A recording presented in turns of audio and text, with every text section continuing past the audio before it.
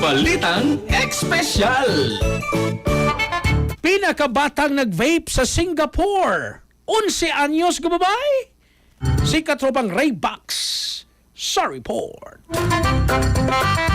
Usa ka 11 anyos nga apil sa tulo ka tawo nga gipamulta tungod sa pag-vape mga katropa samtang usa-usab ka 17 anyos nga batan-on ang ginakop tungod sa paglapas sa itomidate atol sa anti-vape operation sa Singapore niadtong Abril 30. Matod pa sa Health Sciences Authority niadtong Mayo 13, duha ka lalaki ug usa ka babae ang nag-edad og 11 hangtod sa 29 anyos ang nasakpan nga nag-vape. Upat ka vape ug mga aksesoris niini lakip ang usa ka pad kag gituhuan nga adunay anesthetic agent nga itomidate ang nasakmit sa operasyon nga gihimo sa kapulisan. Sugod Mayo 1 gipatuman sa Singapore ang mas hugot nga balaod batok sa vaping. Ang masakpang mag-vape mamahimong mapamultahon hangtod $10,000 gikan sa $2,000 lamang samtang ang masakpang nagamit og vape nga adunay itomidate mamahimong mapamulta hangtod sa $20,000 mapriso hangtod 10 ka tuig o kaha parehong silot. Anyways, sa atong mga katropang kalalakinan para kondisyon gyud ka permi ibabaw sa kama pag turbo mga ikala labi naghapo kay kapoy imong trabaho sa adlawan o nya manguhit pagin si Mrs. magabi. Turbo safe ni mga katropa tungod kay aprobado sa FDA nga adunay maka og klavuwas ka gama sa Yes to Health. 30 minutos sa dili pa inyong labing-labing pag turbo na kaysa turbo wagas ang lakas. Alang sa nagkayusag Pilipino para sa Pilipinas, ako inyong katropang Raybox alang sa Balitang Espesyal.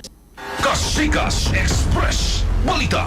Cellphone Plus Gold. Mapalit sa mga butika sa inyong lugar.